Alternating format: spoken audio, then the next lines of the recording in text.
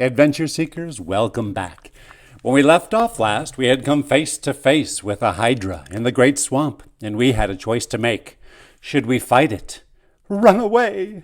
Use Uncle Zed's ring of wishes, or trick it. The votes are in, they've been tallied, and it's been decided. We'll use Uncle Zed's ring of wishes.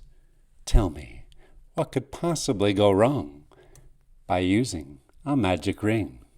Without further ado, let's return now to Dragon of Doom.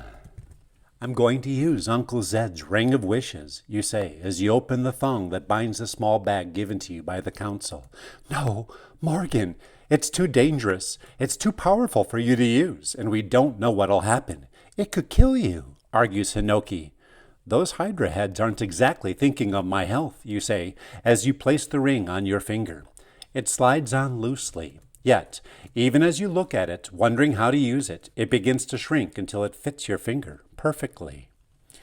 Touching the ring with the finger of your right hand, you point the ring at the hydra and shout, "I wish you would disappear forever." One moment you're looking straight into the cold, staring eyes of the fearsome monster. The next instant, the hydra is gone, completely vanished. Where did it go, Morgan?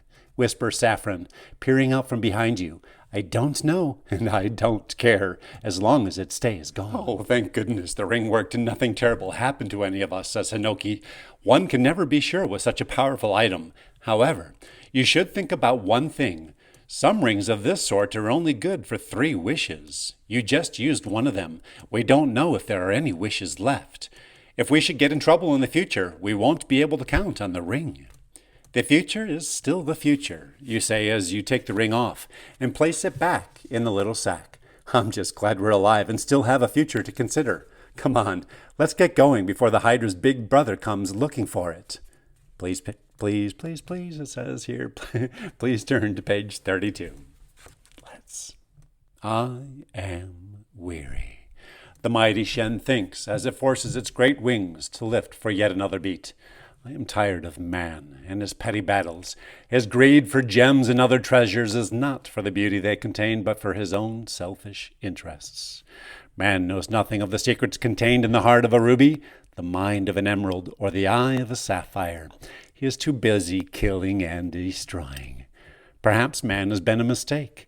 Maybe it's best that he disappears from the face of the earth once and for all. The dragon and other creatures of beauty may then live in peace. I'll answer this summons. Perhaps I am wrong. Perhaps this man is not all bad. I'll decide what must be done when I get there. And the great dragon flies on, though its wings ache for the effort, and it longs for its beautiful, warm cave. Far below, the clouds boil and spew hot rain that weeps upon the cowering earth. Soon trees and grassland give way to empty lands where there is nothing but rocks. The air grows hot, and far below the dragon sees a sea of lava lapping at the land.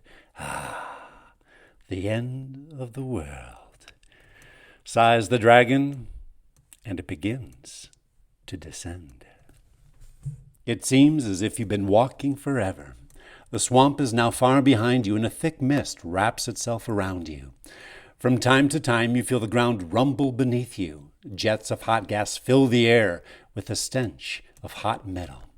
I don't like the look of this, Saffron says, trembling. Neither do I, but we have to go on. I'm sure Zed's not far from here. Hinoki, let's try scanning and see if we can find him. Saffron can help us and we'll be able to see even better. How do you do this? Scanning, asks Saffron, moving to your side. It's similar to what we did when we healed the Kawada. Just fix your thoughts on Hinoki, and you can see whatever he sees. You both sit down on a rock outcrop and look at the pseudo-dragon. Now, cast your mind into his. Become one with him. Gently, like remembering a favorite daydream, you slip into Hinoki's mind. Suddenly, you're viewing yourself sitting on the rock through Hinoki's eyes. It feels weird, sort of like I'm sleeping or dreaming, Saffron says. Spreading his wings, Hinoki flaps into the mist, and you see your body grow small. Whoa, I'm getting dizzy, gulps Saffron. It does that to me, too. Try not to think about it. It's okay, unless he dives suddenly. Will you look at that? Below your view, the mist swirls as though directed by a million currents. Plumes of steam burst from the ground. Here and there, geysers of molten rock spew into the air. I don't see how we'll find anybody in here, Lynx Hinoki. An army could hide in those mists, and we wouldn't see them. Saffron, let's try listening for Zed. Maybe we can hear his thoughts, even if we can't see him. With 3 of us, we ought to have a pretty good range. As the frightening landscape slides beneath you, you search off to Hinoki's left and feel nothing.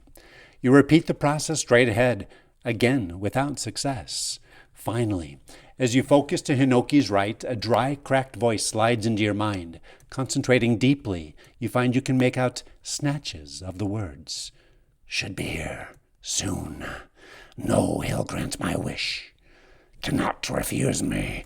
All the treasures in the world, all my enemies will be dead. The hour approaches. Revenge will be mine. I'll teach them to. Who's there? Abruptly, the voice disappears as though it never existed. Oh! Get down! You yell, and Hinoki drops like a stone as a blue bolt of energy sizzles through the air and explodes above him. What was that? Gasps Saffron. A mind missile, a really high-level spell that magic users can use against anyone who tries to probe their mind. I was afraid he'd do that. Well, now we know he's here. Unfortunately, he knows we're here too. And from what he said, there isn't too much time. All day long you push on through the frightening landscape. The smoke and heat and fiery explosions seem to be getting worse. The ground continues to shake, almost without pause. Stop, commands Hinoki. There's nothing in front of us but air. Dropping to your knees, you place your hands on the hot ground and slowly crawl forward, peering into the black smoke. Do you see anything, Morgan? Saffron asks. Before you can answer, the ground gives way abruptly beneath your probing fingers, and you fall flat upon your face. As you lie with your cheek pressed against the burning earth, the smoke parts for a second, and you see an amazing sight. Before you lies an immense hole in the earth, deeper and wider than anything you can guess. It stretches off into the distance. Directly beneath you, you spot a narrow ledge that leads down into the dizzying depths. Far, far below you see an orange glow. Through narrowed eyes, you're able to make out a narrow path leading through the burning landscape towards what appears to be a flat-topped rock rising out of the pit. Crawling back from the edge of the pit, you report what you've seen. Do you think that's where Zed is headed? Asks Saffron with a shiver. I'm sure of it, as much as I'd like to believe otherwise. In my heart, I know that's where he's going, and we'll be right behind him. To be continued.